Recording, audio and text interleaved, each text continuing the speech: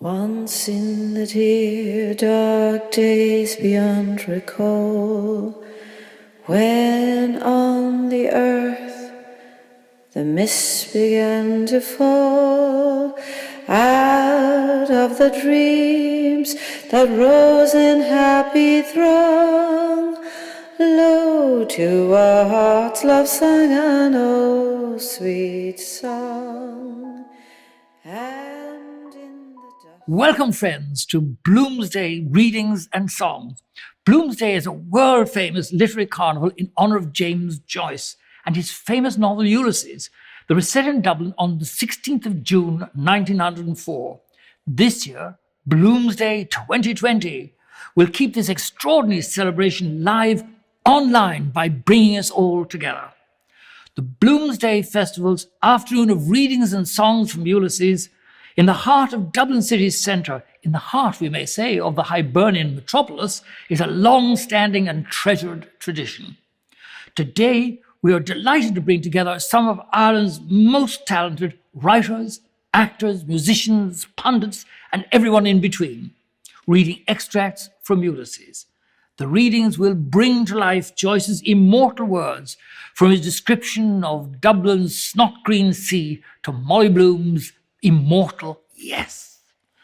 We thank you for watching, and we hope that it inspires you to delve into Ulysses, and that those who can will consider donating to one of our chosen charities, which are World's Child Cancer, Focus Ireland, and Age Action.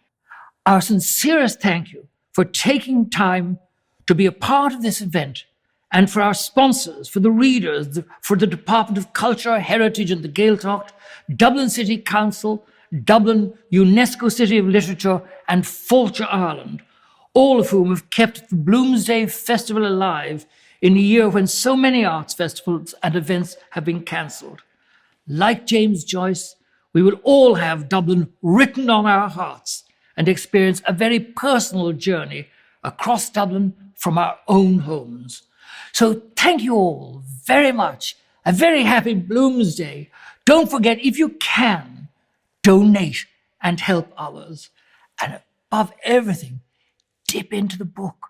Read a chapter here and there. Read even a little selection and be part of our very happy Bloomsday.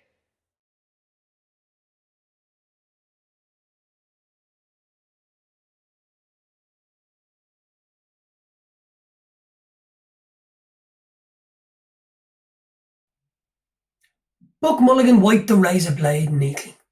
Then, gazing over the handkerchief, he said, "The Bard's nose rag. A new art colour for our Irish poets, snot green. You can almost taste it, can't you?" He mounted to the parapet again and gazed out over Dublin Bay, his fair oak-pale hair stirring slightly. "God," he said quietly, "isn't the sea what Algie called it? A great, sweet mother. The snot-green sea, the scrotum-tightening sea, epi oniopa ponton. Ah, deadless, the reeks. I must teach you. You must read them in the original. Talata, talata, she is our great, sweet mother. Come and look." Stephen stood up and went over to the parapet. Leaning on it, he looked down on the water and on the mailboat clearing the harbour mouth to Kingstown. "Our mighty mother," Buck Mulligan said. He turned abruptly, his grey, searching eyes from the sea to Stephen's face. "The aunt thinks you killed your mother," he said. "That's why she won't let me have anything to do with you." "Someone killed her," Stephen said gloomily. "You could have knelt down, damn it, Kinch, when your dying mother asked you, Buck," Mulligan said. "I am Hyperborean as much as you, but to think of your mother begging you with her last breath to kneel down and pray for her, and you refused. There's something sinister in you." He broke off and larded again lightly his farther cheek. A tolerant smile curled his lips. But a lovely murmur, he murmured to himself. Kinch, the loveliest murmur of them all. He shaved evenly and with care, in silence, seriously. Stephen, an elbow rested on the jagged granite, leaned his palm against his brow and gazed at the fraying edge of his shiny black coat sleeve. Pain that was not yet the pain of love fretted his heart. Silently, in a dream, she had come to him after her death. Her wasted body within its loose brown grave clothes, giving off an odour of wax and rosewood, her breath that had bent upon him, mute, reproachful. A faint odour of wetted ashes crossed the threadbare cuffage. He saw the sea hailed as a great, sweet mother by the well-fed voice beside him. The ring of bay and skyline held a dull green mass of liquid. A bowl of white china had stood beside her deathbed, holding the green, sluggish boil which she had torn up from her rotting liver by fits of loud groaning. Vomiting. Buck Mulligan wiped again his razor blade. Ah, poor dog's body, he said in a kind voice.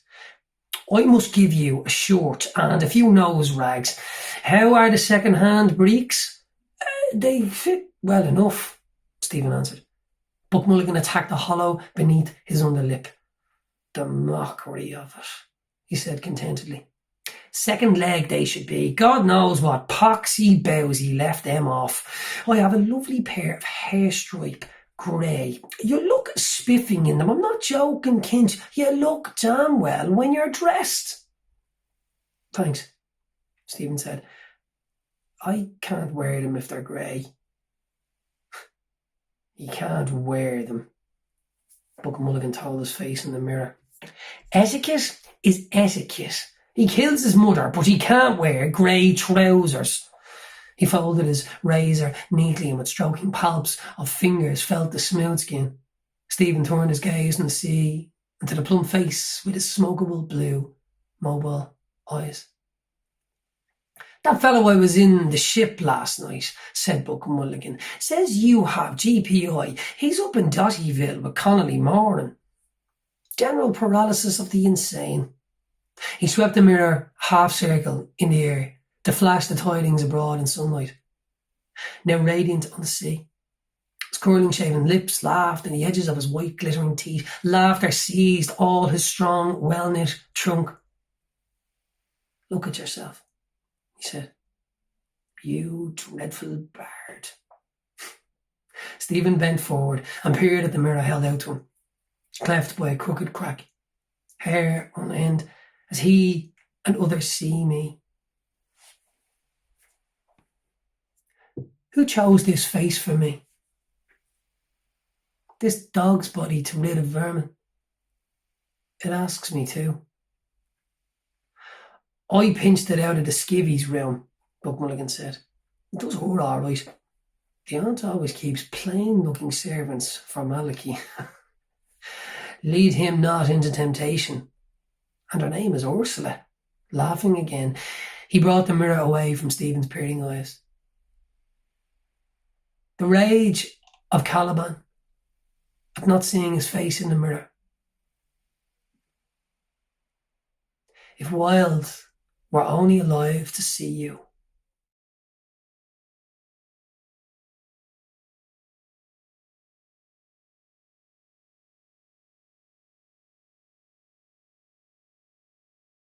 A merchant, Stephen said, is one who buys cheap and sells dear, Jew or Gentile, is he not? They sinned against the light, Mr. Deasy said gravely, and you can see the darkness in their eyes. And that's why they are wanderers on the earth to this day.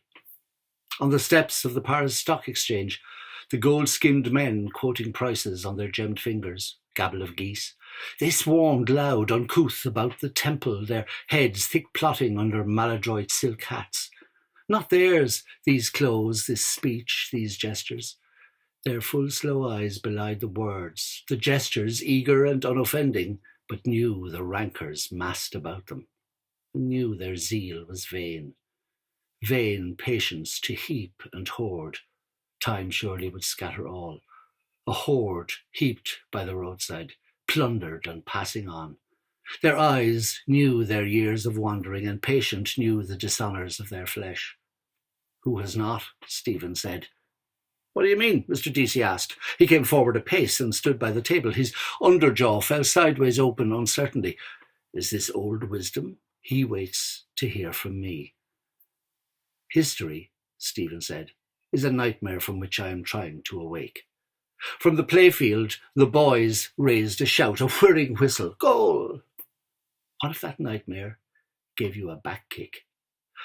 The ways of the Creator are not our ways, Mr. Deasy said. All human history moves towards one great goal, the manifestation of God. Stephen jerked his thumb towards the window, saying, That is God. Hooray! Aye! Brrree! What? Mr. Deasy asked. A shout in the street, Stephen answered, shrugging his shoulders. Mr. Deasy looked down and held for a while the wings of his nose, tweaked between his fingers. Looking up again, he set them free. I am happier than you are, he said. We have committed many sins and many errors. A woman brought sin into the world. For a woman who was no better than she should be, Helen, the runaway wife of Menelaus, 10 years the Greeks made war on Troy. A faithless wife first brought the strangers to our shore here, MacMurrough's wife, and her leman, O'Rourke, Prince of Breffni. A woman, too, brought Parnell low. Many errors, many failures, but not the ones then. I am a struggler now at the end of my days, but I will fight for the right till the end. Ulster will fight, and Ulster will be right. Stephen raised the sheets in his hand. Well, sir, he began, I foresee, Mr. Deasy said, that you will not remain here very long at this work. You were not born to be a teacher, I think. Perhaps I am wrong. A learner, rather, Stephen said. And here, what will you learn more? Mr. Deasy shook his head. Who knows, he said, to learn one must be humble, but life is the great teacher. Stephen rustled the sheets again. As regards these, he began. Yes, Mr. Deasy said, you have 2 copies there. If you can have them published at once, Telegraph, Irish Homestead. I will try, Stephen said, and let you know tomorrow. I know 2 editors slightly. That will do, Mr. Deasy said briskly. I wrote last night to Mr. Field, MP. There's a meeting of the Cattle Traders Association today at the City Arms Hotel. I asked him to lay my letter before the meeting. You see, if you can get it into your 2 papers, what are they? The Evening Telegraph. That will do, Mr. Deasy said. There's no time to lose. Now, I have to answer that letter from my cousin. Good morning, sir, Stephen said, putting the sheets in his pocket. Thank you. Not at all, Mr. Deasy said, as he searched the papers on his desk.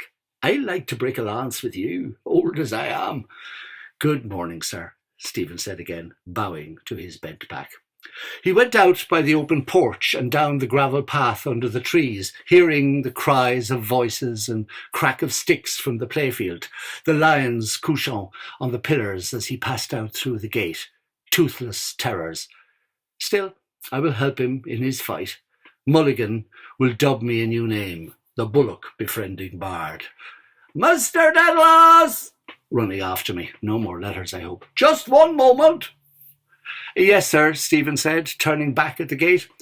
Mr. Deasy halted, breathing hard and swallowing his breath.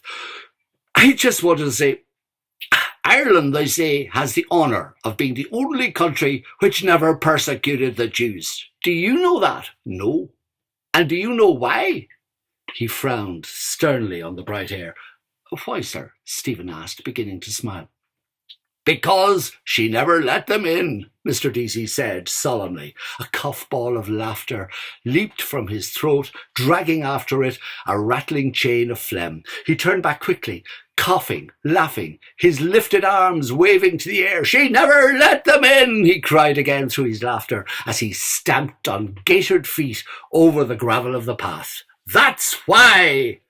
On his wise shoulders, through the checkerwork of leaves, the sun flung spangles, dancing coins.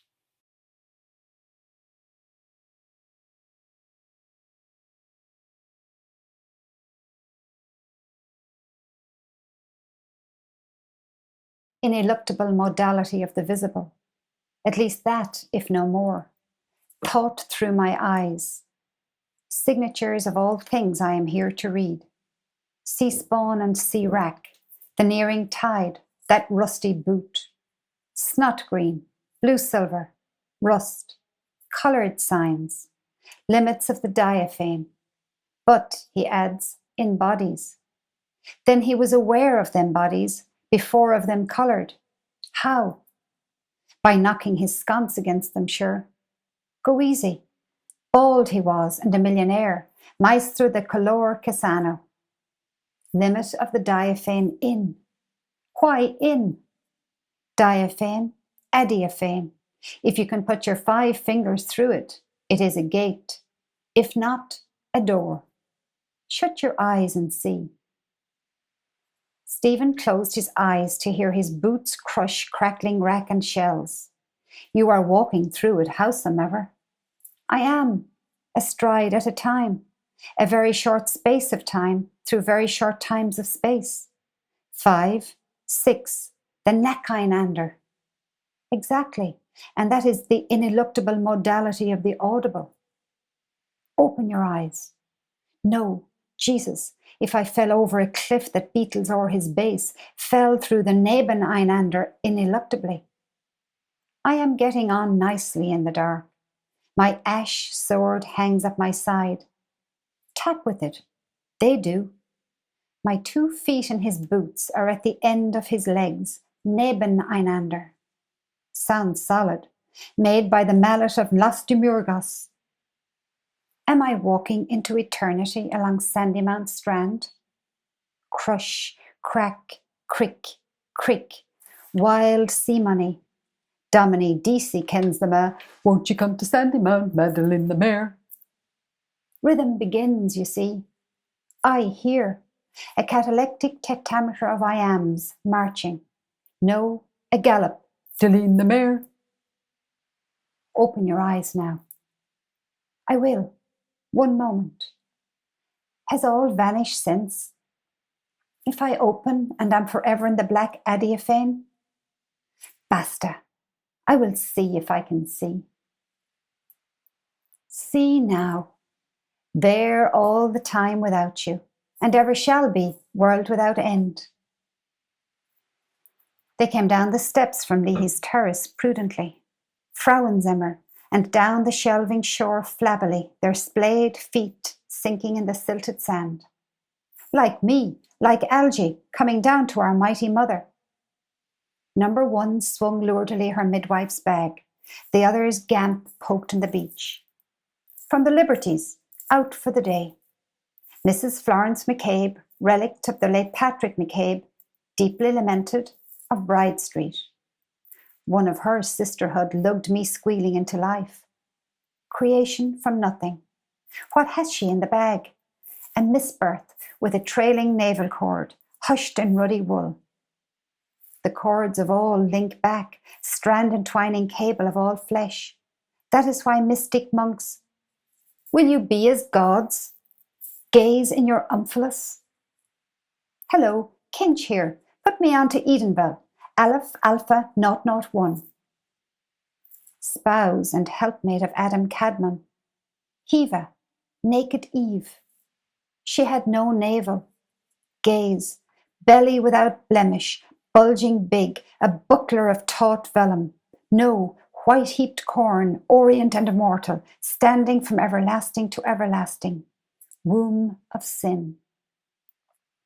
Wombed in sin darkness I was too, made, not begotten. By them, the man with my voice and my eyes, and a ghost woman with ashes on her breath. They clasped and sundered, did the coupler's will. From before the ages he willed me, and now may not will me away or ever. A lex eterna stays about him. Is that then the divine substance wherein Father and Son are consubstantial? Where is poor dear Arius to try conclusions, warring his life long on the contrans magnificant Jubang tentiality, ill-starred heresiarch? In a Greek water closet he breathed his last, euthanasia, with beaded mitre and with crozier, stalled upon his throne, widower of a widowed sea, with upstiffed omophorion, with clotted hinder parts. Airs romped around him, nipping and eager airs. They are coming, waves, the white-maned seahorses, champing, bright wind bridled, the steeds of Mannanon. I mustn't forget his letter for the press. And after, the ship, 12:30. By the way, go easy with that money like a good young imbecile. Yes, I must.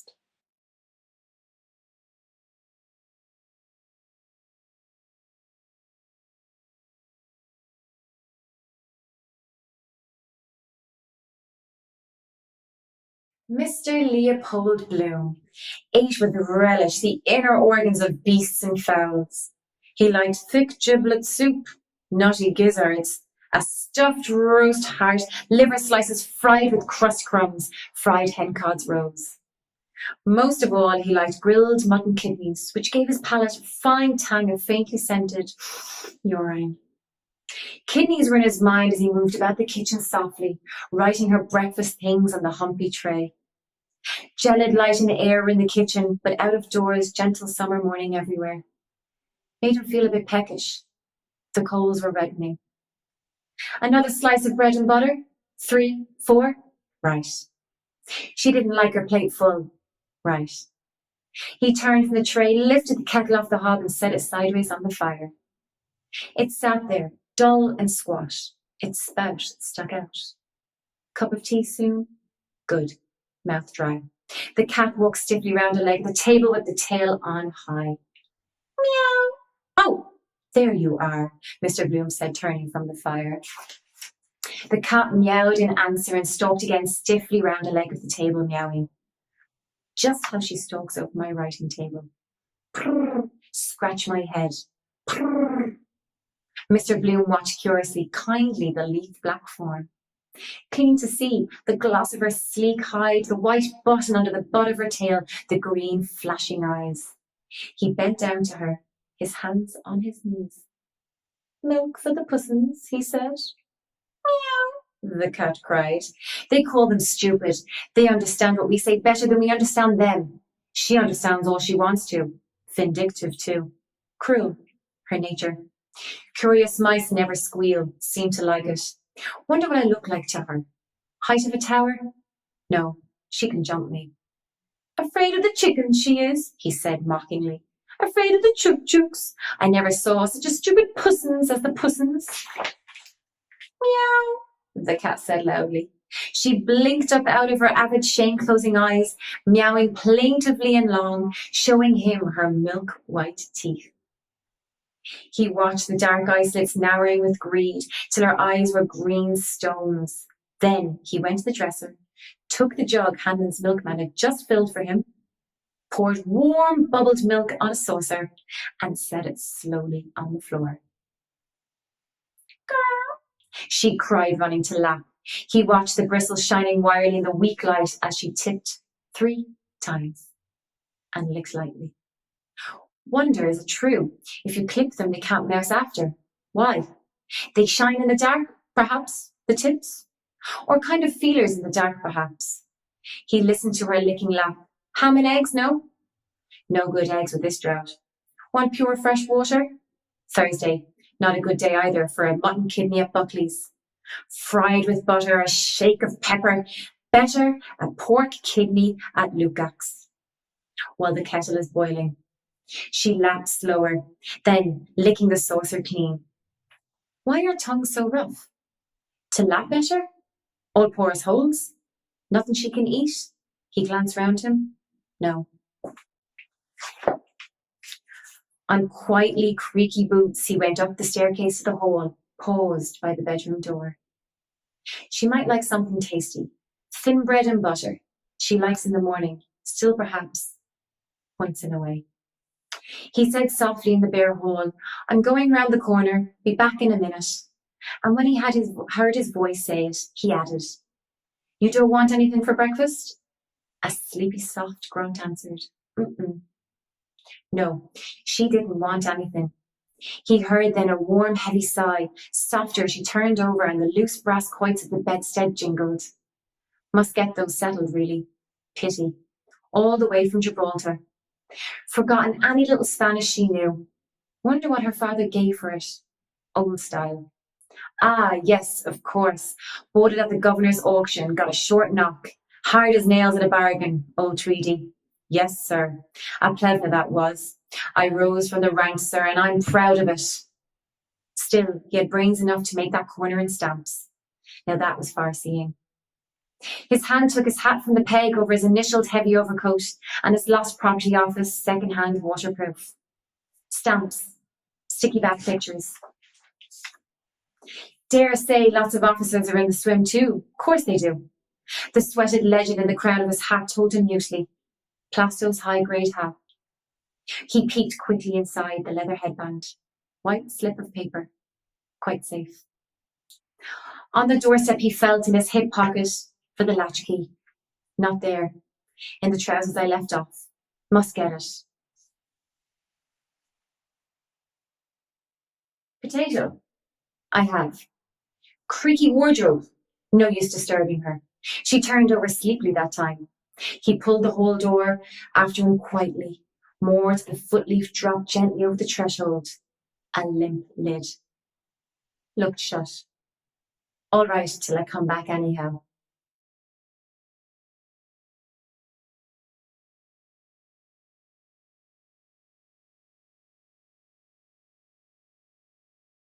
How goes the time? 1:15. Time enough yet. Better get that lotion made up. Where is this?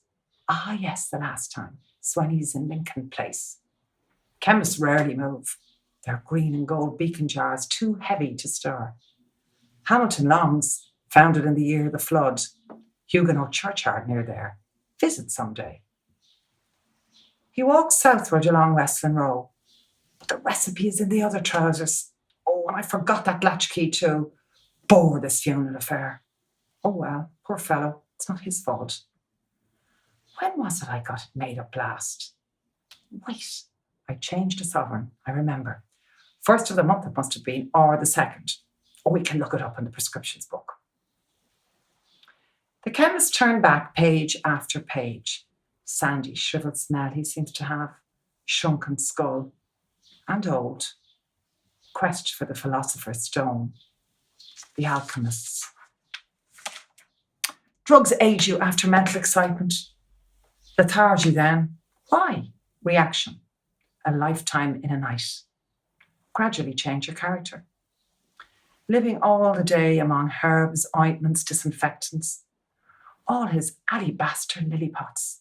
Mortar and pestle. Ac, dist, fall, law, tavirit. Smell almost cure you, like the dentist's doorbell. Dr. Whack. He ought to physic himself a bit. Electuary or emulsion. The first fellow that picked an herb to cure himself had a bit of pluck. Simples. Want to be careful. Enough stuff here to chloroform you. Test. Turns blue litmus paper red. Chloroform. Overdose of laudanum. Sleeping draughts. Love filters. Paregoric poppy syrup bad for cough. Clogs the pores with a phlegm. Poison's the only cures. Remedy where you least expect it. Clever of nature. About a fortnight ago, sir? Yes, Mr. Bloom said. He waited by the counter, inhaling the keen reek of drugs, the dusty, dry smell of sponges and loofahs. A lot of time taken up telling your aches and pains. Sweet almond oil and tincture of benzoin, Mr. Bloom said. And then orange flower water. It certainly did make her skin so delicate white, like wax. And white wax also, he said. Brings out the darkness of her eyes, looking at me, the sheet up to her eyes. Spanish, smelling herself when I was fixing the links in my cuffs. Those homely recipes are often the best. Strawberries for the teeth, nettles and rainwater, oatmeal, they say, steeped in buttermilk. Skin food. One of the old Queen's sons, Duke of Albany, was it? Had only one skin. Leopold, yes. 3 we have. Warts, bunions and pimples to make it worse. But you wanted perfume too. What perfume does your... Peau d'Espagne. That orange flower. Pure curd soap. Water is so fresh. Nice smell these soaps have. Time to get a bath round the corner. Hammam, Turkish, massage. Dirt gets rolled up in your navel. Nice of a nice girl did it. Also, I think I do it in the bath. Curious longing eye. Water to water. Combine business with pleasure. Pity no time for massage. Feel fresh then all day. Funeral be rather glum. Yes, sir, the chemist said. That was 2 and 9. Have you bought a bottle? No, Mr. Bloom said. Make it up, please. I'll call later in the day and I'll take one of those soaps. How much are they? 4pence, sir. Mr. Bloom raised a cake to his nostrils. Sweet lemony wax. I'll take this one, he said. That makes 3 and a penny. Yes, sir, the chemist said. You can pay all together, sir, when you come back. Good, Mr. Bloom said. He strolled out of the shop, the newspaper baton under his armpit, the cool wrappered soap in his left hand. At his armpit, Bantam Lion's voice and hand said, Hello, Bloom. What's the best news? Is that today's? Show us a minute. Shaved off his moustache again. By Jove. Long, cold upper lip. To look younger. He does look balmy. Younger than I am. Bantam Lion's yellow, black-nailed fingers unrolled the baton. Wants a wash too. Take off the rough dirt. Good morning. Have you used purse soap? Dandruff on his shoulders. Scalp wants oiling. I want to see about that French horse that's running today, Bantam Lion said. Where the bugger is it? He rustled the pleated pages, jerking his chin on his high collar. Barber's itch. Tight collar. He'd lose his hair. Better leave him the paper and get shut of him. You can keep it, Mr. Bloom said. Ascot Gold Cup weight, Bantam Lions muttered. Half a mo, maximum the second. I was going to throw it away, Mr. Bloom said. Bantam Lions raised his eyes suddenly and leered weakly. What's that? His sharp voice said. I say you can keep it, Mr. Bloom answered. I was going to throw it away that moment. Bantam Lions doubted an instant, leering, then thrust the outspread sheets back on Mr. Bloom's arms. I'll risk it, he said. Here, thanks. He sped off towards Conway's Corner. Godspeed, Scott.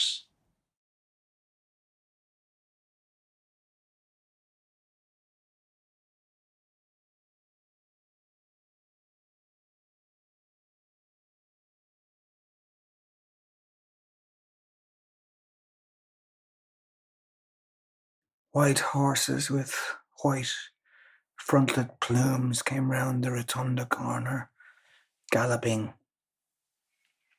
A tiny coffin flashed by in a hurry to bury. A mourning coach, unmarried. Black for the married, piebald for bachelors. Done for a nun. Sad, Martin Cunningham said. A child.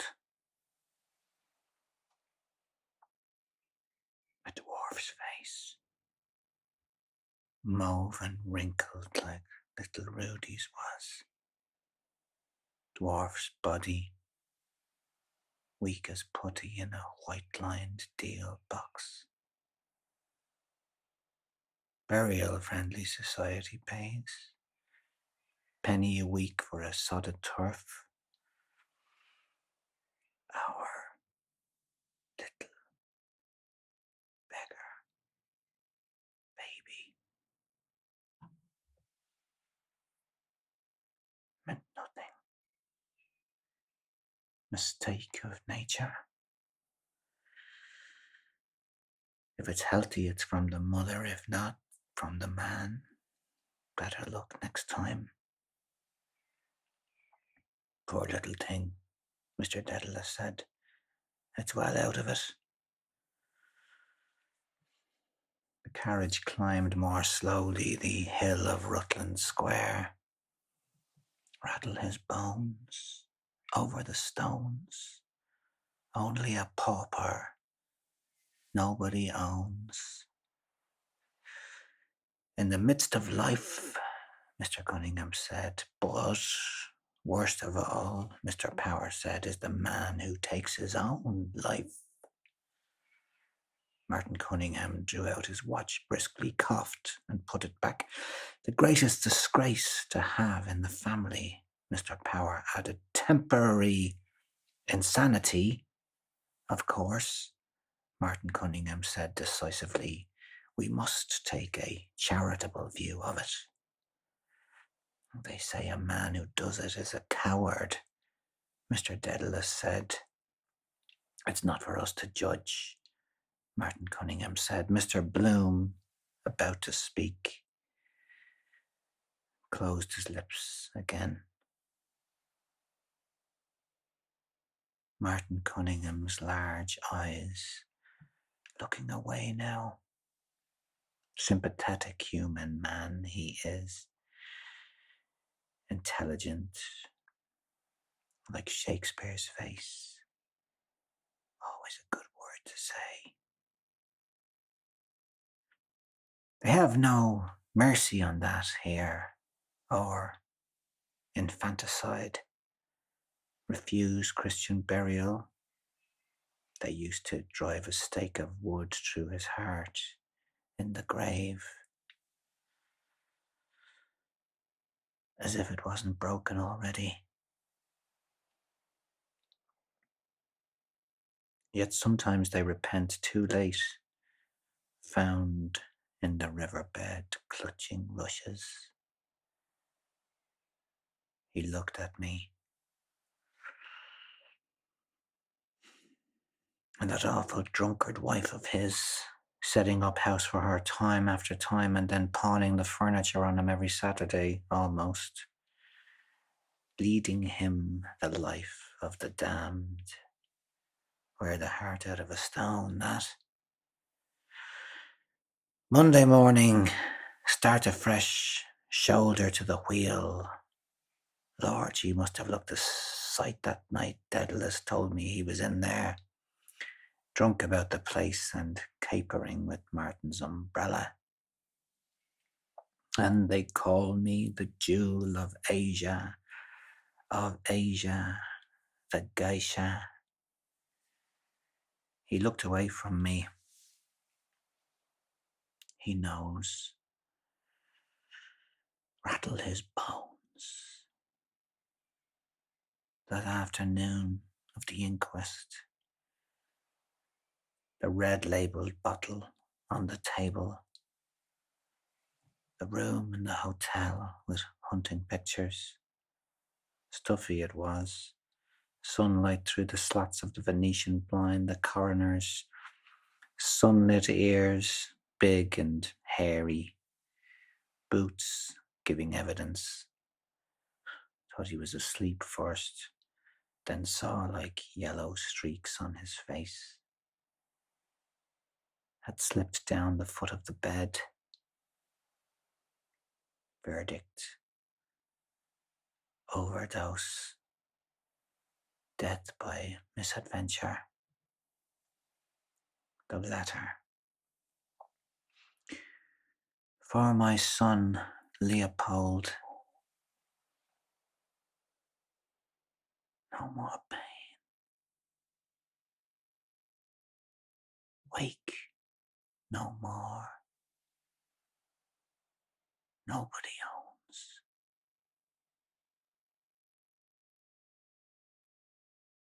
The carriage rattled swiftly along Blessington Street, over the stones. We are going the pace, I think, Martin Cunningham said. God grant he doesn't upset us on the road, Mr. Power said. I hope not, Mr. Cunningham said. That'll be a great race tomorrow in Germany. The Gordon Bennett. Oh yes, by Jove, Mr. Daedalus said. That'll be worth seeing, faith. As they turned into Berkeley Street, a street organ near the basin sent over and after them a rollicking, rattling song of the halls. Has anybody here seen Kelly? Kelly? Dead March from Saul. He's as bad as old Antonio. He left me on my own-io. pirouette. The Mater Misericordiae. Eccles Street. My house down there. Big place. Ward for incurables there. Very encouraging. Our Lady's Hospice for the dying. Dead house handy underneath. Where old Mrs. Reardon died. They look terrible, the women. Her feeding cup and rubbing her mouth with the spoon. Then the screen round her bed for her to die. Nice young student that was, dressed that bite the bee gave me. He's gone over to the lying-in hospital, they told me. From one extreme to the other.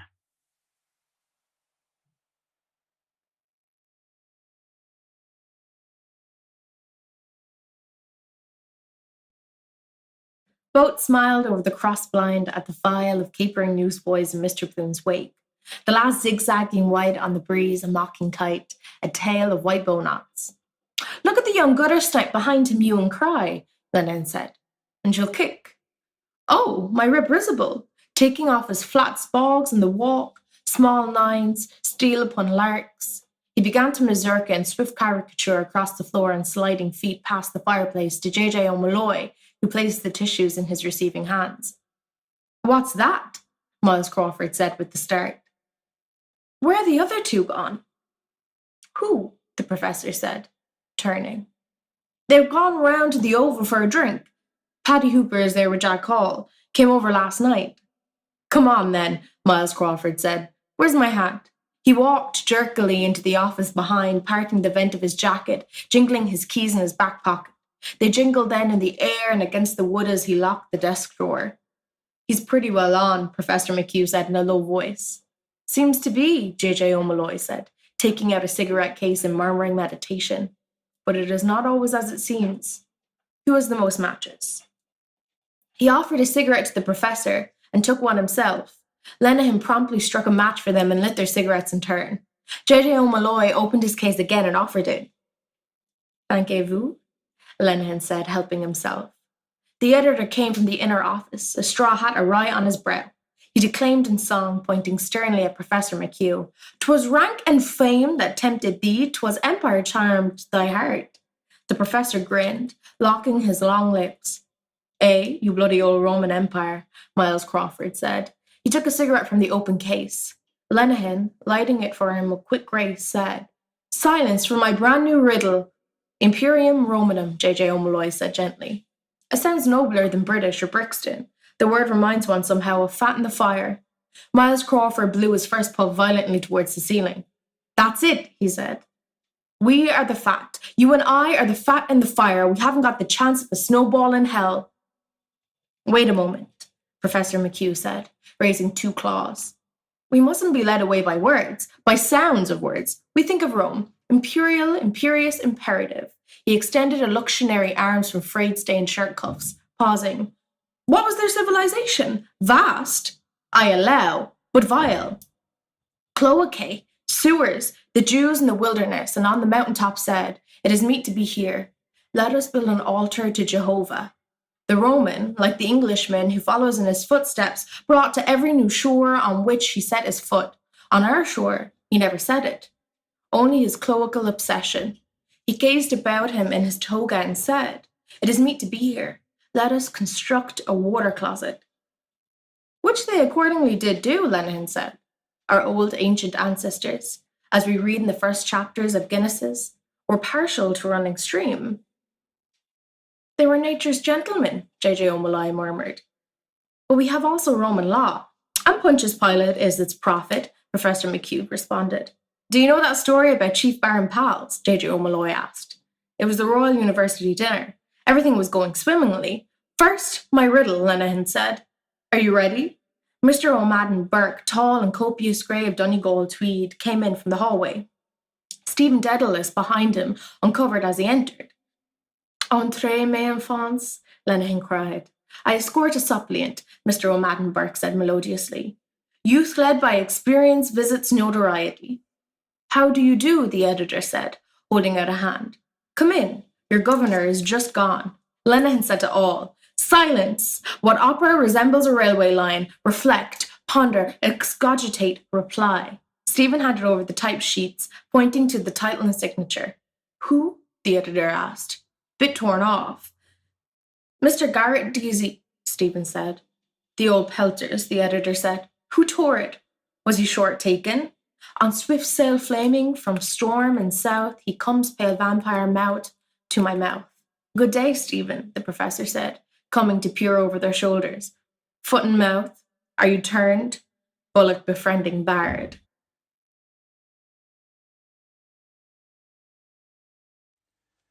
I'm going to read you an excerpt from a book called James, Seamus and Jack by James Stephens, which is a book of unpublished writings of James Stephens. And this is a part from a chapter called The James Joyce I Knew. Small excerpt. One day we were in that cafe, which is halfway up the Champs-Élysées on the left-hand side. Very famous, and I can't remember its name. And he told me at the table that he was the only person living who knew a certain folk song. He had learned it from his grandfather, and his grandfather had asserted that one, it was a lost song, and two, it was the best love song in the world. He sang it to me in his careful tenor voice, while three devoted waiters listened in and bowed respectfully at the end of each verse. All waiters loved Joyce. He gave millionaire tips, and better, he always asked the waiter's advice. He would ask a waiter which was best, the sole chose or the gigot quelque chose, and would eagerly ask whether the waiter preferred Racine to Corneille or the other way around. They loved him. At that time, I had a gift which has since deserted me. If I heard a song that I liked, thereupon that song, its music and words became mine. Because of that small talent, here is the song that Joyce sang to me on the Champs-Élysées that day in his lovely tenor voice. I was walking the road one fine day, oh, the brown and the yellow ale, when I met with a man who was no right man. Oh, oh, love of my heart. And he asked if the woman with me was my daughter. Oh, the brown and the yellow ale. I said she was my married wife. Oh, oh, love of my heart. When he asked if I would lend her for an hour and a quarter. Oh, the brown and the yellow ale. I said I would do anything that was fair. Oh, oh, love of my heart. So you take the high road and I'll take the lower. Oh, the brown and the yellow ale. And we meet again at the ford of the river. Oh, oh, love of my heart. I was sitting there for a day and a quarter. Oh, the brown and the yellow ale. When she came to me without any shame. Oh, oh, love of my heart. When I heard her tale, I lay down and I died. Oh, the brown and the yellow ale. She sent two men to the wood for timber. Oh, oh, love of my heart. A board of holly and a board of elder. Oh, the brown and the yellow ale. And two great yards of sacking about me. Oh, oh, the love of my heart. If it wasn't that my own little mother was a woman. Oh, the brown and the yellow ale. I'd sing another pretty song about women. Oh, oh, love of my heart.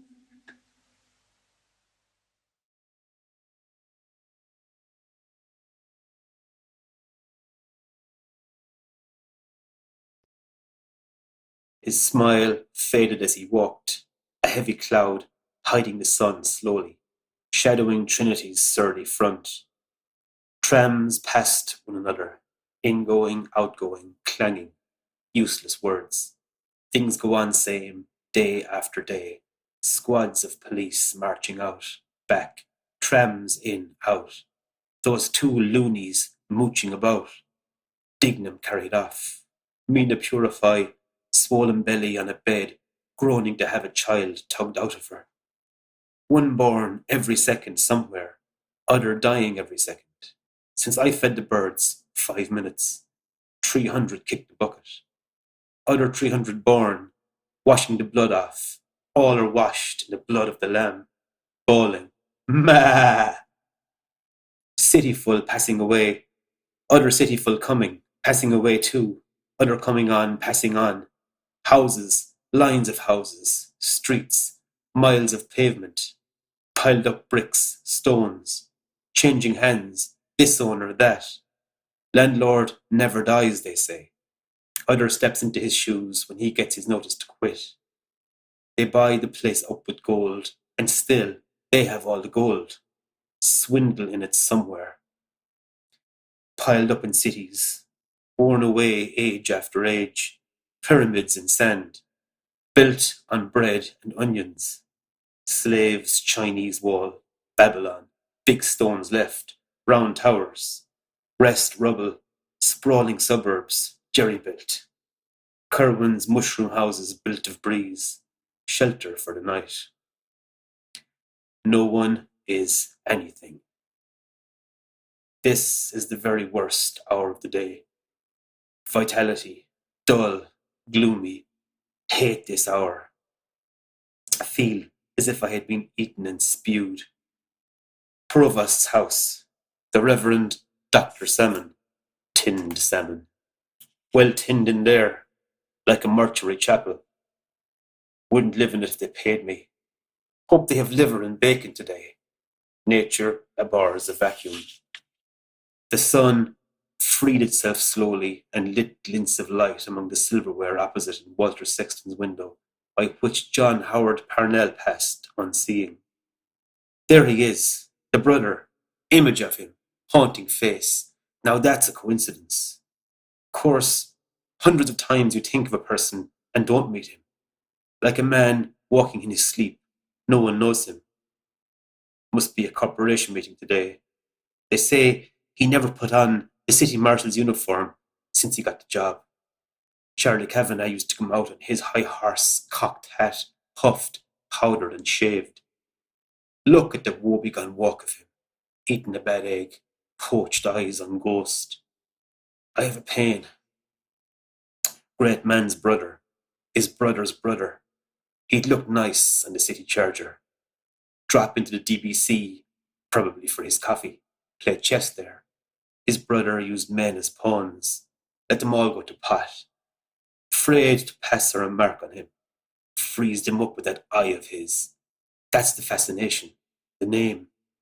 All a bit touched. Mad Fanny and his other sister, Mrs. Dickinson, driving about with scarlet harness. Bolt upright like Surgeon Mardle. Still, David Sheehy bet him for Southmead. Apply for the Chiltern Hundreds and retire into public life. The Patriots' banquet, eating orange peels in the park. Simon Dedalus said when they put him in Parliament that Parnell would come back from the grave and lead him out of the House of Commons by the arm. Of the two-headed octopus, one of whose heads is the head upon which the ends of the world have forgotten to come, while the other speaks with a Scotch accent. The tentacles. They passed from behind Mr. Bloom along the curbstone, beard and bicycle, young woman. And there he is too. Now that's really a coincidence. Second time. Coming events cast their shadows before. With the approval of the eminent poet, Mr. Geo Russell. That might be Lizzie Twig with him. A.E. What does that mean? Initials, perhaps. Albert Edward, Arthur Edmund, Alphonsus Eb Ed L Esquire. What was he saying? The ends of the world with a Scotch accent. Tentacles, octopus, something occult, symbolism, holding forth. She's taking it all in, not saying a word. To aid gentlemen in literary work. His eyes followed the high figure in homespun, beard and bicycle, a listening woman at his side. Coming from the vegetarian. Only vegetables and fruit. Don't eat a beefsteak. If you do, the eyes of that cow will pursue you through all eternity. They say it's healthier. Wind and watery, though. Tried it. Keep you on the run all day. Bad as a bloater. Dreams all night. Why do they call that thing they give me nut steak? Nutarians. Fruitarians. To give you the idea you were eating rump steak. Absurd. Salty, too. They cook in soda. Keep you sitting by the tap all night.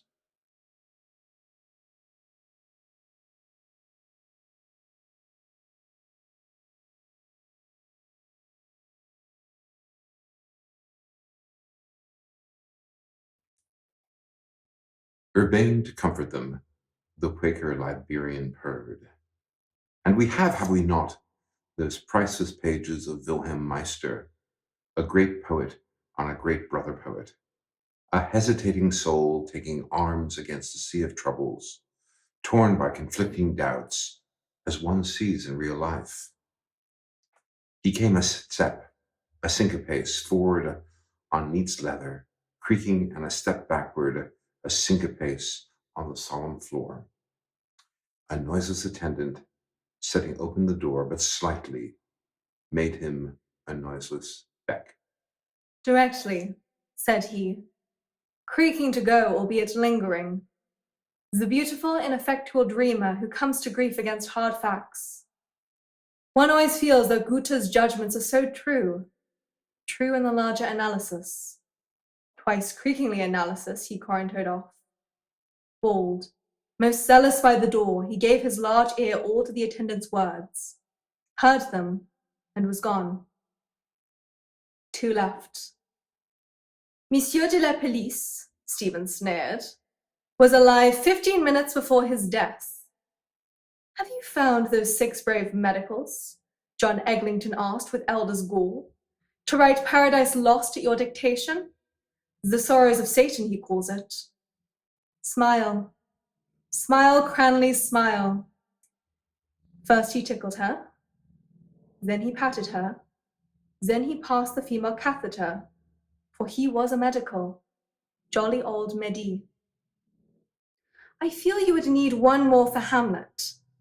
7 is dear to the mystic mind, the shining 7, WB calls them.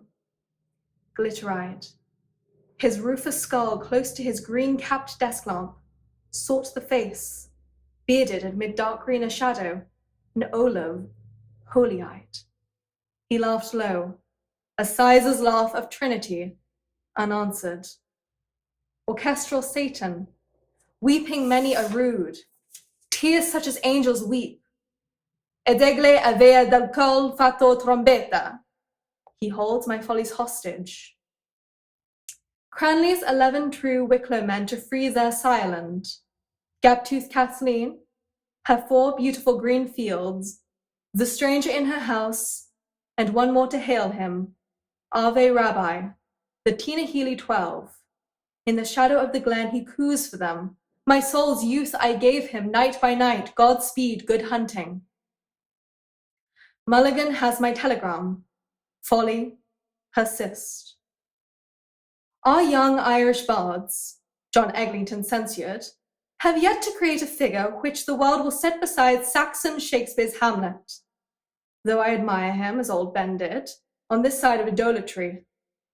All these questions are purely academic, Russell oracled out of his shadow. I mean, whether Hamlet is Shakespeare or James I or Essex. Clergymen's discussions of the historicity of Jesus. Art has to reveal to us ideas, formless spiritual essences. The supreme question about a work of art is out of how deep a life does it spring. The painting of Gustave Moreau is the painting of ideas. The deepest poetry of Shelley. The words of Hamlet bring our mind into contact with the eternal wisdom.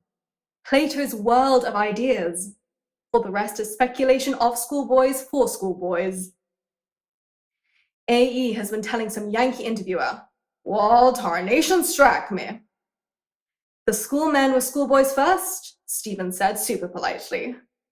Aristotle was once Plato's schoolboy, and has remained so, one should hope, John Eglinton sedately said. One can see him, a model schoolboy with his diploma under his arm. He laughed again at the now smiling bearded face.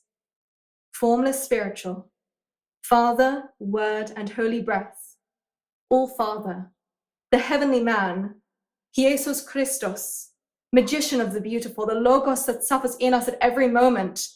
This verily is that. I am the fire upon the altar. I am the sacrificial butter.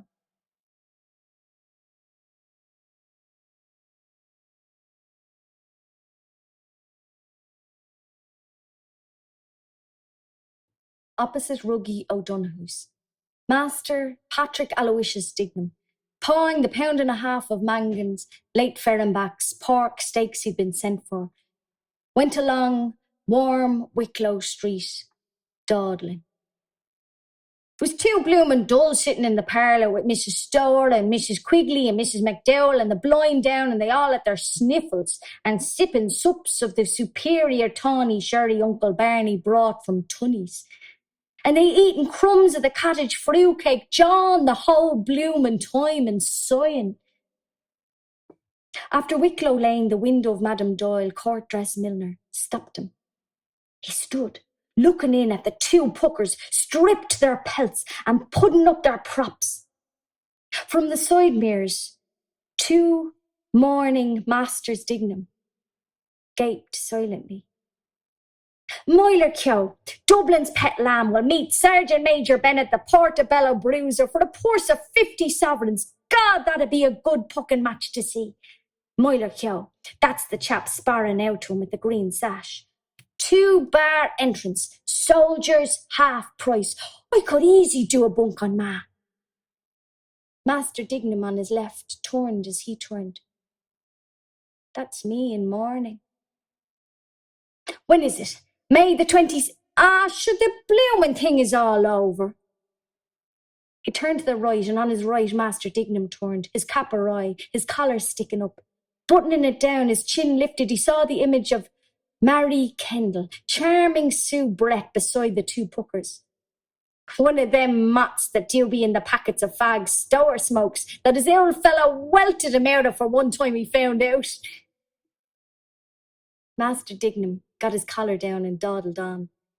The best pucker going for strength was Fitzsimon's. One puck in the wind from that fellow would knock you into the middle of next week, man. But the best pucker for science was Jem Corbett. Before Fitzsimon's knocked the stuffings out of him, dodging and all. In Grafton Street, Master Dignam saw a red flower in a toff's mouth and a swell pair of kicks in him, and he listening to what the drunk was telling him and grinning the whole time. No Sandymount tram. Master Dignam walked along Nassau Street, shifted the pork steaks to his other hand. His collar sprang up again, he tugged it down. The bloomin' stud was too small for the buttonhole of the shirt. Bloomin' end to it. He met schoolboys with satchels. I'm not going in tomorrow either. Stay away till Monday. He met other schoolboys. Do they notice I'm in mourning? Uncle Barney said he'd get it into the paper tonight. Then they'll see it in the paper and they'll see my name in it and Pa's name. His face got all grey instead of red like it was, and there was a fly walking over it up to his eye. The scrunch that was when they were screwing in the screws into the coffin. And the bumps when they were bringing it down the stairs. Pa was inside it and Ma crying in the parlour and Uncle Barney telling the men how to get it round the bend. A big coffin it was. And high. And heavy looking. How was that? The last night Pa was boozed, he was standing on the landing there, bawling out for his boots to go out to Tunney's for to booze more, and he looked butty and short in his shirt. Never see him again. Death, that is. Pa is dead. My father is dead. He told me to be a good son to Ma. I couldn't hear the other things he said, but I saw his tongue and his teeth trying to say it better. Poor Pa. That was Mr. Dignam, my father.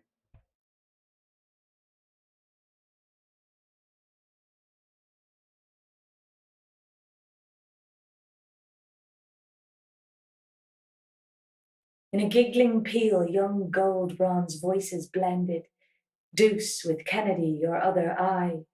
They threw young heads back, bronze, giggle gold, to let free fly their laughter. Screaming, your other, signals to each other, high, piercing notes, panting, sighing, for done their mirth died down. Miss Kennedy licked her cup again, raised, drank a sip, and giggled. Miss Deuce, bending over the tea tray, ruffled her nose and rolled droll fattened eyes. Again Kenny giggles, stooping, her fair pinnacles of hair stooping, her tortoise nape-comb showed, spluttered out her mouth, her tea, choking in tea and laughter, coughing with choking, crying, greasy eyes! Imagine being married to a man like that, she cried, but he's been a beard. Deuce gave full vent to a splendid yell, a full yell of full woman, delight, joy, indignation. Married to a greasy nose! Shrill, with deep laughter, after gold, after bronze, they urged each to peal after peal, ringing in changes, bronze, gold, gold, bronze, shrill, deep, to laughter after laughter and laugh more.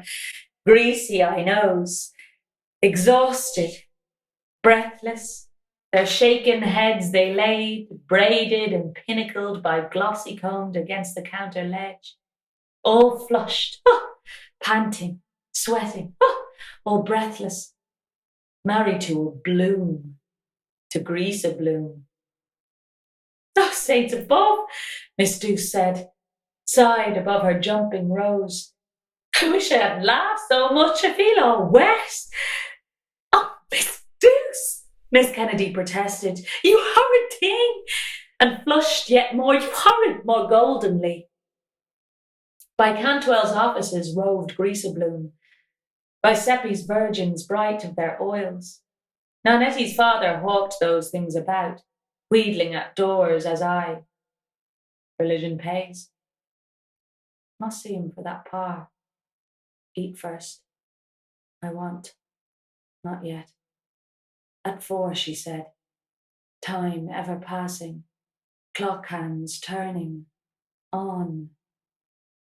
Where eat? The Clarence. Dolphin. On. For Raoul. Eat.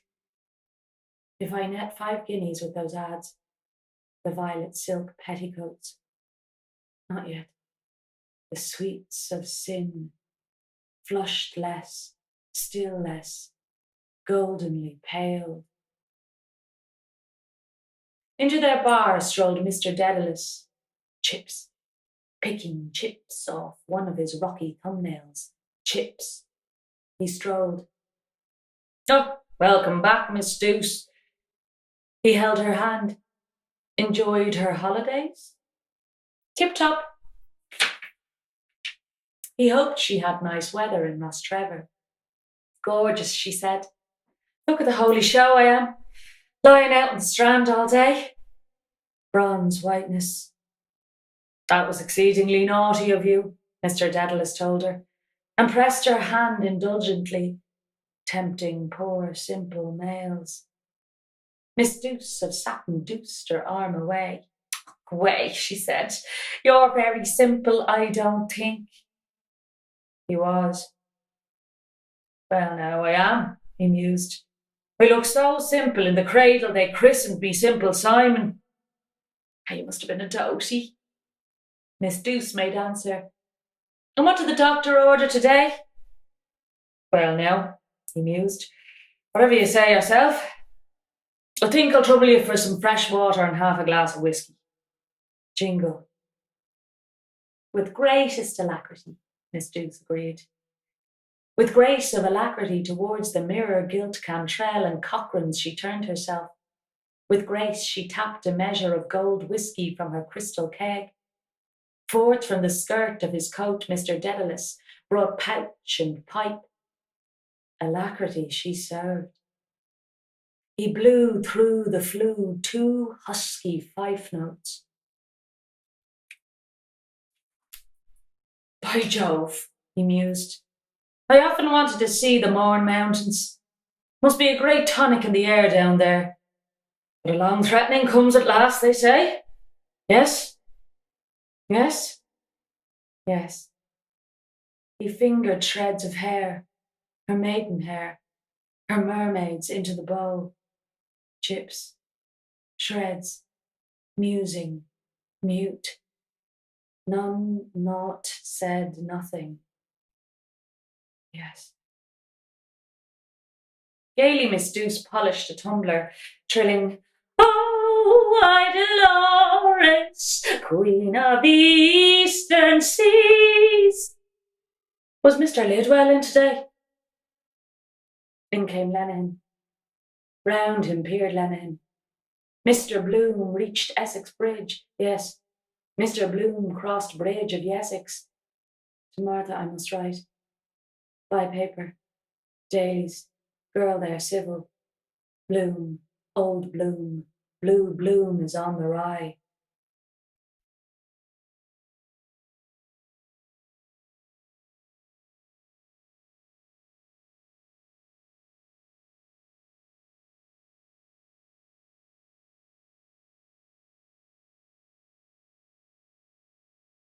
That's your glorious British Navy, says the citizen that bosses the earth, the fellows that never will be slaves, with the only hereditary chamber on the face of God's earth, and their land in the hands of a dozen game hogs and cotton ball barons. That's the great empire they boast about, of drudges and whipped serfs, on which the sun never rises, says Joe. And the tragedy of it is, says the citizen, they believe in it. The unfortunate yahoos believe in it. They believe in Rog. They believe in Rod, the scourger, almighty, creator of hell upon earth, and in Jackie Tar, the son of a gun, who was conceived of unholy boast, and born of the fighting navy, suffered under rump and dozen, was scarified, flayed, and curried, yelled like bloody hell. The third day he rose again from the bed, stared into haven, sitted on his beam end till further orders whence he shall come to drudge for a living and be paid. But, says Bloom, isn't discipline the same everywhere? I mean, wouldn't it be the same here if you put force against force? Didn't I tell you? As true as I'm drinking this porter, if he was at his last gasp, he'd be trying to downface you that dying was living. We'll put force against force, says the citizen. We have our greater Ireland beyond the sea. They were driven out of house and home in the Black 47. Their mud cabins and their sheilings by the roadside were laid low by the battering ram, and the Times rubbed its hands and told the white-livered Saxons there would soon be as few Irish in Ireland as redskins in America. Even the Grand Turk sent us his piastres. But the Sassenach tried to starve the nation at home, while the land was full of crops that the British hyenas bought and sold in Rio de Janeiro. Aye, they drove out the peasants in hordes. 20,000 of them died in the coffin ships, but those that came to the land of the free remember the land of bondage. And they will come again, and with a vengeance. No cravens, the sons of Granwellia, the champions of Kathleen ni Houlihan. Perfectly true, says Bloom, but my point was, we are a long time waiting for that day, citizen, says Ned, since the poor woman told us that the French were on the sea and landed at Killala. Aye, says John Weiss, We fought for the royal Stuarts that reneged us against the Williamites, and they betrayed us. Remember Limerick and the broken treaty stone? We gave our best blood to France and Spain, the wild geese. Fontenoy, eh? And Sarsfield, and O'Donnell, Duke of Teuton in Spain, and Ulysses Brown of Camus, that was Field Marshal to Maria Theresa. But what did we ever get for it? The French, says the citizen. Set of dancing masters. Do you know what it is? They were never worth a roasted fart to Ireland. Aren't they trying to make an entente cordiale now at Tay-Pay's dinner party with perfidious Albion? Firebrands of Europe, and they always were. Conspuez les Français, says Lenehan, nobbling his beer. And as for the Prussians and the Hanoverians, says Joe, haven't we had enough of those sausage-eating bastards on the throne from George the Elector down to the German lad and the flatulent old bitch that's dead? Jesus. I had to laugh at the way he came out with that about the owl one with the winkers on her blind drunk in a royal palace every night of God, old Vic, with her jorum of Mountain Dew and her coachman carting her up body and bones to roll into bed, and she pulling him by the whiskers and singing him old bits of songs about Erin on the Rhine and come to where the booze is cheaper. Well, says JJ, we have Edward the Peacemaker now. Tell that to a fool, says the citizen. There's a bloody sight more pox than pax about that boyo, Edward Guelph Wetton. And what do you think, says Joe, of the holy boys, the priests and bishops of Ireland, doing up his room in Maynooth in his satanic majesty's racing colours and sticking up pictures of all the horses his jockeys rode? The Earl of Dublin, no less. They ought to have stuck up all the women he rode himself, says Little Elf. And says JJ, considerations of space influenced their lordship's decision. Will you try another? Says Joe. Yes, sir, I will, says he. I will. You, says Joe. Beholden to you, Joe, says I. May your shadow never grow less. Repeat that dose, says Joe. And Bloom was talking and talking with John Weiss, and he quite excited with his dun-duckety mud-coloured mug on him and his old plum eyes rolling about. Persecution, says he. All the history of the world is full of it, perpetuating national hatred among nations. But do you know what a nation means? Says John Weiss. Yes, says Bloom. What is it? Says John Weiss. A nation, says Bloom. A nation is the same people living in the same place. By God then, says Ned, laughing. If that's so, I'm a nation, for I'm living in the same place for the past 5 years.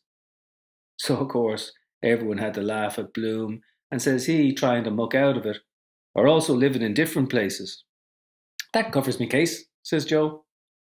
What is your nation, if I may ask? Says the citizen. Ireland, says Bloom. I was born here. Ireland.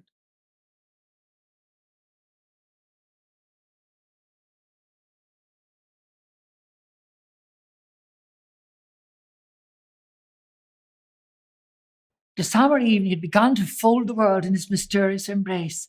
Far away in the west the sun was setting, and the last glow of all too fleeting day lingered lovingly on sea and strand, on the proud promontory of dear old Hoot, gaudy as ever the waters of the bay, on the weed-grown rocks along Sandyman shore, and last but not least, on the quiet church, whence there streamed forth at times upon the stillness the voice of prayer to her who is in her pure radiance a beacon ever to the storm-tossed heart of man, Mary, star of the sea. Queen of angels, Queen of patriots, Queen of prophets of all saints, they pray, Queen of most holy rosary. And then Father Conroy handed the thurible to Canon O'Hanlon, and he put in the incense and sensed the blessed sacrament, and Sissy Caffrey caught the two twins, and she was itching to give them a ringing good clip on the ear, but she didn't, because she thought he might be watching her. But she never made a bigger mistake in all her life, because Gertie could see without looking up that he never took his eyes off of her.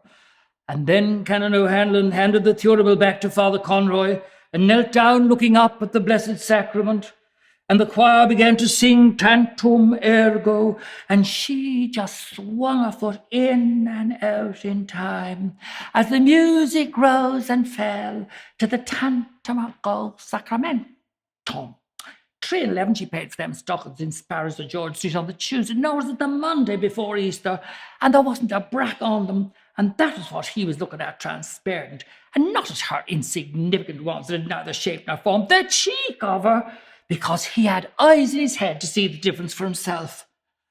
And Jackie Caffrey shouted, "Look, there was another!" And she leaned back, and the garters were blue to match on account of the transparent, and they all saw it and shouted, "Look, look, there it was!" And she leaned back ever so far to see the fireworks, and something queer was flying about through the air, a soft thing to and fro, dark. And she saw a long Roman candle going up over the trees, up, up, and in the tense hush, they were all breathless with excitement as it went higher and higher, and she had to lean back more and more to look up after it, high, high, almost out of sight, and her face was suffused with a divine, with an entrancing blush from straining back.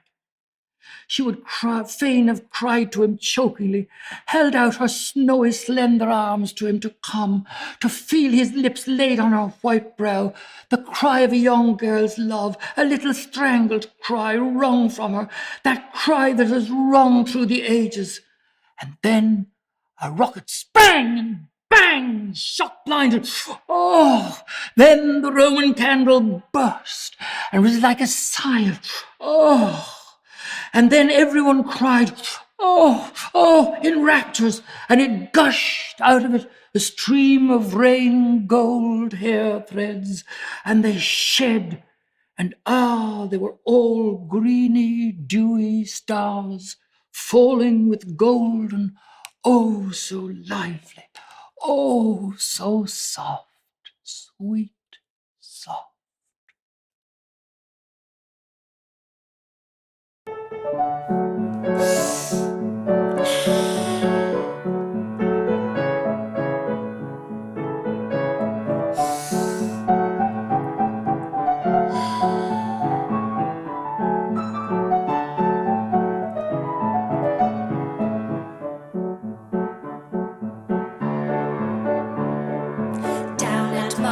Looking very charming, you are sure to meet those girls, dear girls, those lovely seaside girls. With sticks they steer and promenade the pier to give the boys a treat. In piqué silks and lace, they tip you quite a playful wink. It always is the case. You seldom stop to think. You fall in love, of course, upon the spot, but not with one girl, always with the lot. Those girls, those lovely seaside girls, all dimples, smiles and curls. Your head it simply whirls. They look all right, complexions pink and white, diamond rings and dainty feet, golden hair from Regent Street, lace and grace and lots of face. Those pretty little seaside girls. There's Maud and Clara, Gwendolyn and Sarah. Where do they come from? Those girls, dear girls, those lovely seaside girls. In bloomers smart they captivate the heart while cycling down the prom. At wheels and heels and hose, you must not look 'tis understood, but every Johnny knows it does your eyesight good. The boys observe the latest thing in socks. They learn the time by looking at the clocks. Those girls, those lovely seaside girls, all dimples, smiles and curls. Your head it simply whirls. They look all right, complexions pink and white, diamond rings and dainty feet,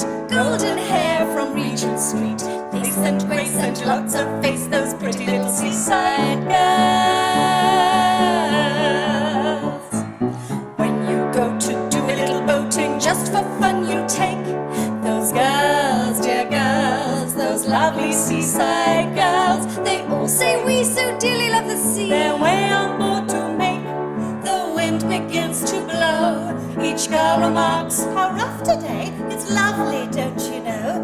And then they sneak away. And as the yacht starts rolling with the tide, you'll notice hanging o'er the vessel's side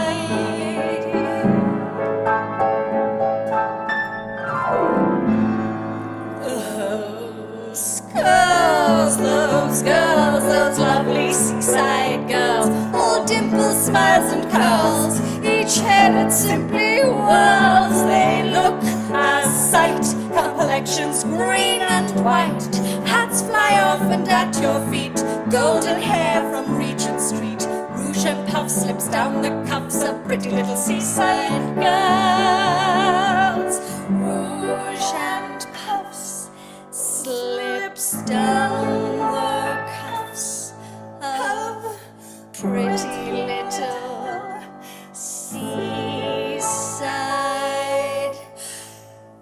girls.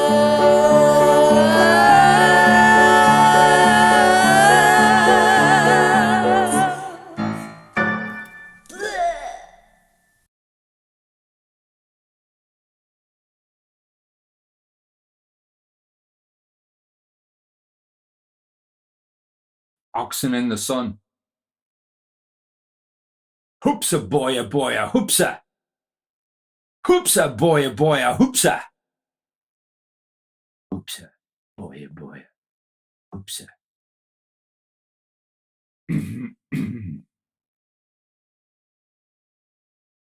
Universally, that person's acumen is esteemed very little perceptive concerning whatever matters are being held as most profitably by mortals with sapience endowed, to be studied who is ignorant of that which the most in doctrine erudite, and certainly by reason of that in them high minds ornament deserving of veneration constantly maintain, when by general consent they affirm that other circumstances being equal by no exterior splendor, is the prosperity of a nation more efficaciously asserted than by the measure of how far forward may have progressed the tribute of its solicitude for that proliferant continuance, which of evils the original, if it be absent when fortunately present, constitutes the certain sign of omnipotent nature's incorrupted benefaction.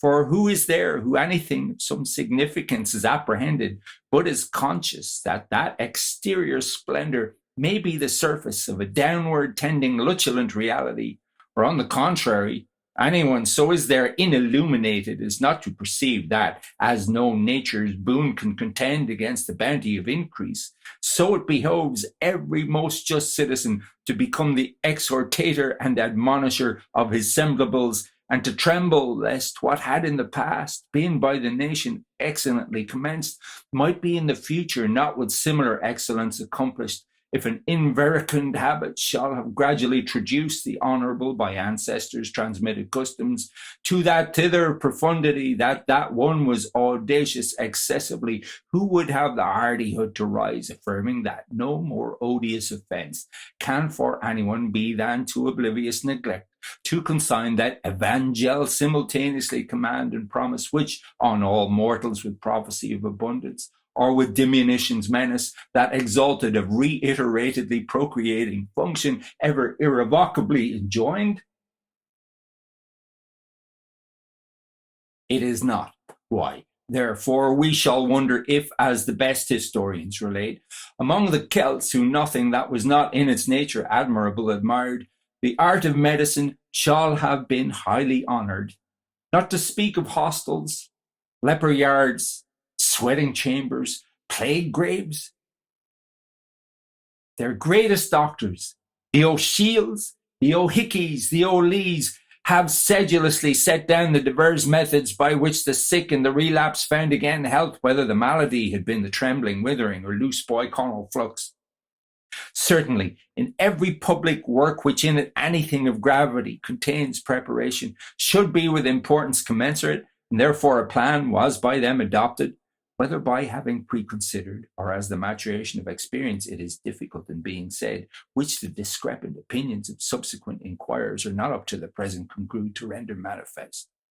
Whereby maternity was so far from all accident possibility removed that whatever care the patient in that all hardest a woman hour chiefly required, not solely for the copiously opulent, but also for her who, not being sufficiently moneyed, scarcely and often not even scarcely could subsist valiantly, and for an inconsiderable emolument was provided.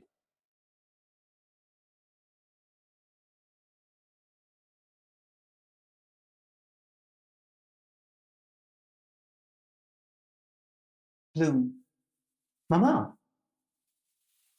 Ellen Bloom, in pantomime dame's stringed mob cap, widow twankies, crinoline and bustle, blouse with mutton-like sleeves buttoned behind, grey mittens and cameo brooch. Her plaited hair in a crispine net appears over the staircase banisters, a slanted candlestick in her hand, and cries out in shrill alarm. Oh, blessed Redeemer! What have they done to him? My smelling salts. She hauls up a reef of skirt and ransacks the pouch of her striped blay petticoat. A file, an Agnus Dei, a shriveled potato, and a celluloid doll fall out. Sacred Heart of Mary, where were you at all? Bloom, mumbling, his eyes downcast, begins to bestow his parcels in his filled pockets, but desists, muttering. A voice, sharply. Paldy! Bloom, who? He ducks and wards off a blow clumsily. Well, at your service. He looks up. Beside her mirage of date palms, a handsome woman in Turkish costume stands before him. Opulent curves fill out her scarlet trousers and jacket slashed with gold. A wide yellow cummerbund girdles her. A white yashmak, violet in the night, covers her face, leaving free only her large dark eyes and raven hair. Bloom. Mullen. Marion. Welly? Mrs. Marion, from this out, my dear man, you speak to me. Satirically. This poor little hubby cold feet, waiting so long. Bloom shifts from foot to foot. No, not the least little bit. He breathes in deep agitation, swallowing gulps of air. Questions, hopes, beans for her supper, things to tell her, excuse, desire, spellbound. The coin gleams on her forehead. On her feet are jeweled toe rings. Her ankles are linked by a slender fetter chain. Beside her, a camel, hooded with a turreting turban, waits. A silk ladder of innumerable rungs climbs to his bobbing howdah. He ambles near with disgruntled hindquarters.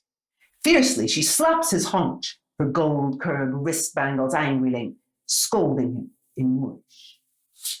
Marion. Nebracada femininum. The camel, lifting a foreleg, plucks from a tree a large mango fruit, offers it to his mistress, blinking in his cloven hoof, then droops his head and, grunting with uplifted neck, fumbles to kneel. Bloom stoops his back for leapfrog. Bloom. I can give you, as your business manager, Mrs. Marion, if you... Marion. So you notice some change? Her hands passing slowly over her trinketed stomacher, a slow, friendly mockery in her eyes. Oh, Poldy. Poldy, you are a poor old stick in the mud. Go and see life. See the wide world. Bloom. I was just going back for that lotion, white wax, orange flower water. Shop closes early on Thursday. But the first thing in the morning, he pats diverse pockets. This moving kidney. Ah! He points to the south, then to the east. A cake of new, clean lemon soap arises, diffusing light and perfume. The soap. We're a capital couple of Bloom and I. He brightens the earth I polish the sky. The freckled face of Sweeney, the druggist, appeared in the disk of the soap sun. Sweeney, 3 and a penny, please. Bloom, yes, for my wife, Mrs. Marion. Special recipe.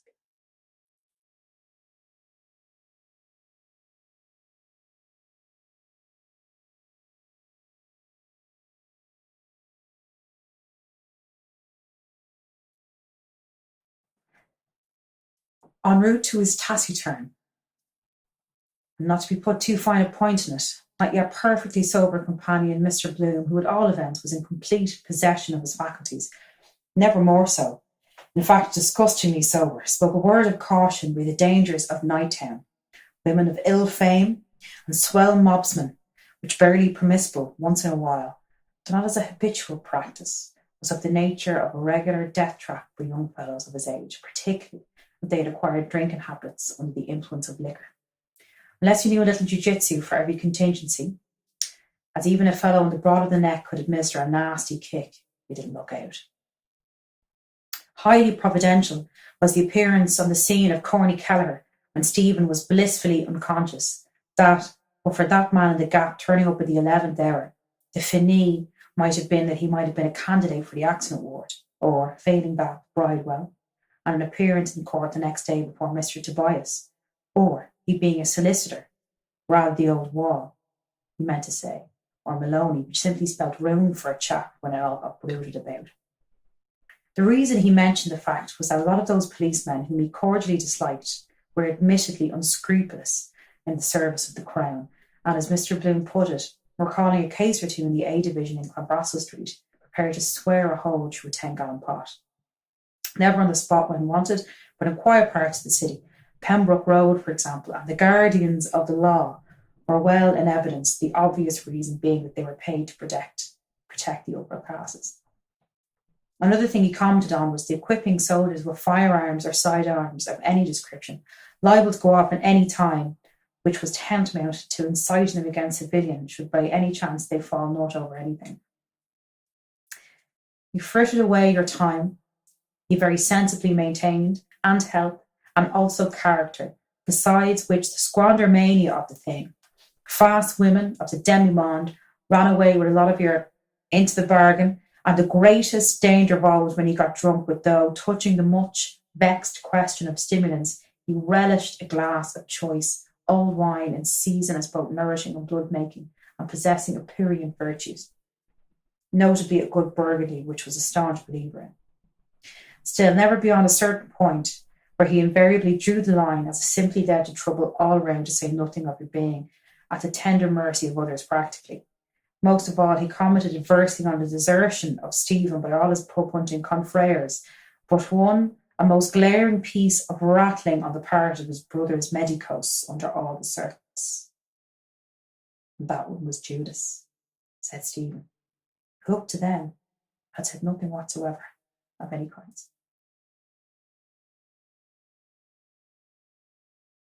Once in the dear dark days beyond recall, when on the earth the mists began to fall, out of the dreams that rose in happy throng, lo, to our hearts love sang an old sweet song.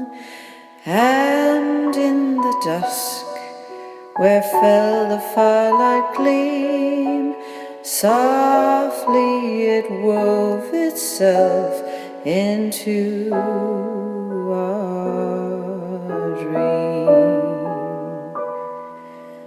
Just a song at twilight, when the lights are low, and the flickering shadows softly come and go. Though the heart be weary, sad the day and long, still to us at twilight comes love's old song, comes love's old sweet song. Even today we hear love sung of yore. Deep in our hearts it dwells forevermore. Footsteps may falter, weary grows our way, still we can hear it at the close of day.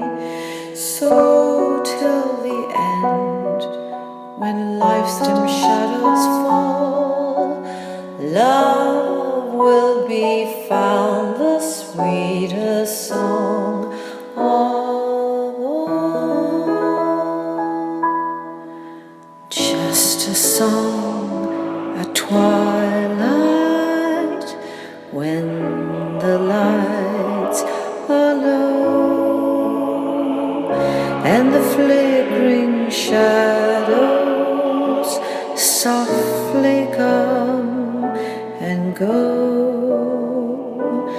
Though the heart be weary, sad the day and long, still to us at twilight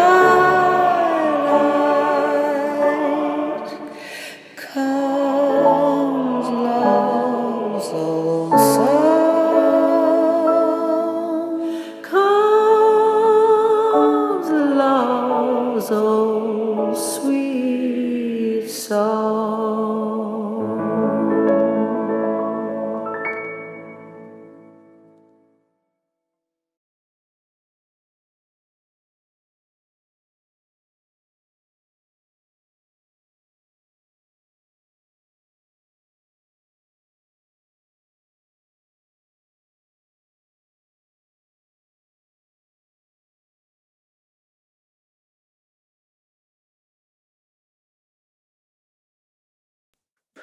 In what order of precedence, with what attendant ceremony was the exodus from the house of bondage to the wilderness of inhabitation effected? Lighted candle in stick borne by Bloom, diaconal hat on ash plant borne by Stephen. With what intonation, Socrato, of what commemorative psalm? The 113th, Modus Peregrinus, in exitu Israel de Egypto, domus Jacob de populo barbaro. What did each do at the door of egress? Bloom set the candlestick on the floor. Stephen put the hat on his head. For what creature was the door of egress a door of ingress? For a cat. What spectacle confronted them when they, first the host, then the guest, emerged silently, doubly dark, from obscurity by a passage from the rear of the house into the penumbra of the garden? The heaven tree of stars hung with humid night blue fruit. With what meditations did Bloom accompany his demonstration to his companion of various constellations? Meditations of evolution increasingly vaster, of the moon, invisible in incipient lunation approaching perigee, of the infinite, lentiginous, scintillating, uncondensed Milky Way, discernible by daylight by an observer placed at the lower end of a cylindrical vertical shaft, 5,000 feet deep, sunk from the surface towards the center of the earth, of Sirius, Alpha in Canis Major, 10 light years, 57 million miles distant, and in volume 900 times the dimension of our planet, of Arcturus, of the precession of equinoxes, of Orion with belt and sextuple sun, Theta and nebula in which 100 of our solar systems could be contained, of moribund and of nascent new stars such as Nova in 1901, of our system plunging towards the constellation of Hercules, of the parallax or parallactic drift of so-called fixed stars, in reality ever-moving wanderers from immeasurably remote aeons to infinitely remote futures in comparison with which the years, 70, of allotted human life formed a parenthesis of infinitesimal brevity. Were there obverse meditations of involution increasingly less fast? Of the aeons of geological periods recorded in the stratifications of the earth? Of the myriad minute entomological organic existences concealed in cavities of the earth, beneath removable stones, in hives and mounds, of microbes, germs, bacteria, bacilli, spermatoza, of the incalculable trillions of billions, of millions of imperceptible molecules contained by cohesion of molecular affinity in a single pinhead, of the universe of human serum, constellated with red and white bodies, themselves universes of void space, constellated with other bodies, each in continuity, its universe of divisible component bodies, of which each was again divisible, in divisions of redivisible component bodies, dividends and divisors ever diminishing without actual division, till, if the progress were carried far enough, naught nowhere was never reached.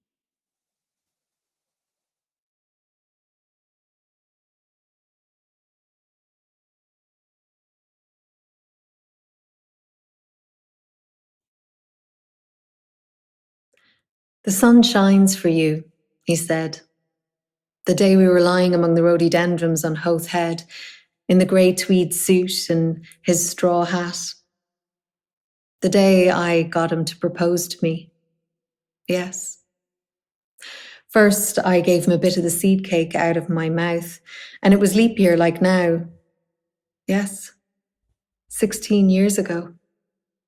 My God. After that long kiss, I near lost my breath. Yes. He said I was a flower of the mountain.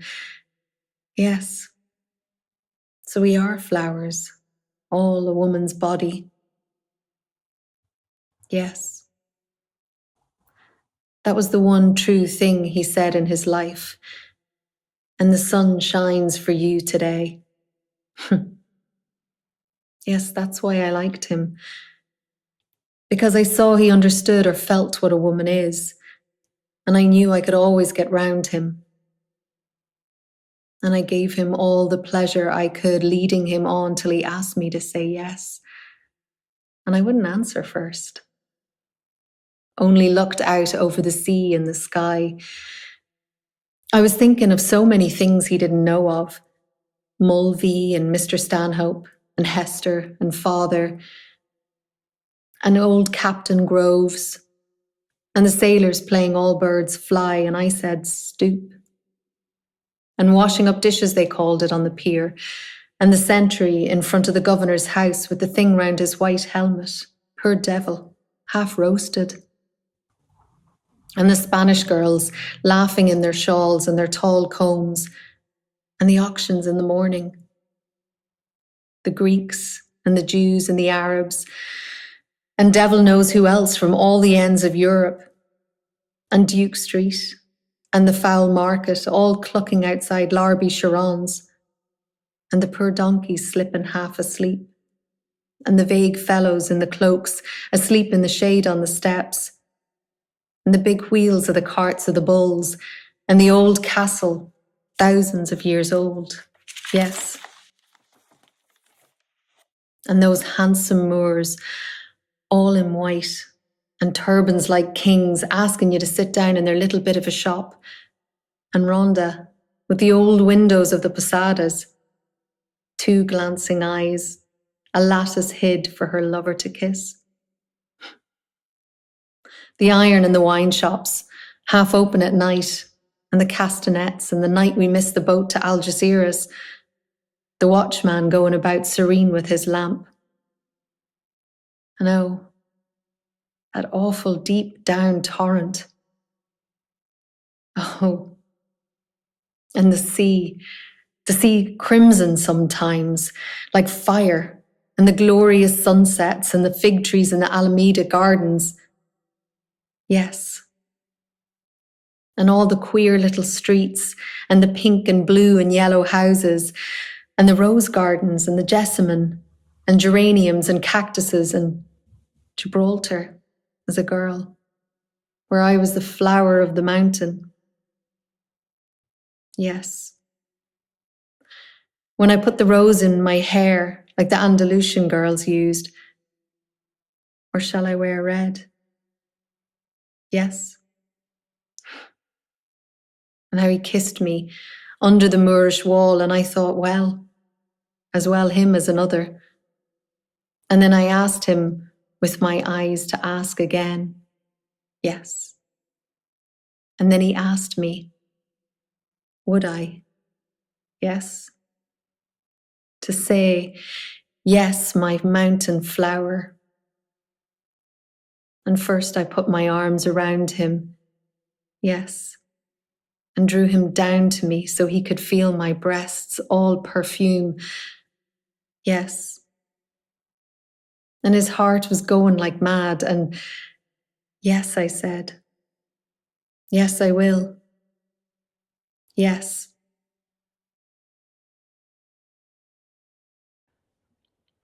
So a big thank you to all of you, for those who took part in the readings and songs, those of you who watched, to our sponsors, and of course to everybody who was kind enough to donate to our various charities. So a very, very happy Bloomsday to all of you.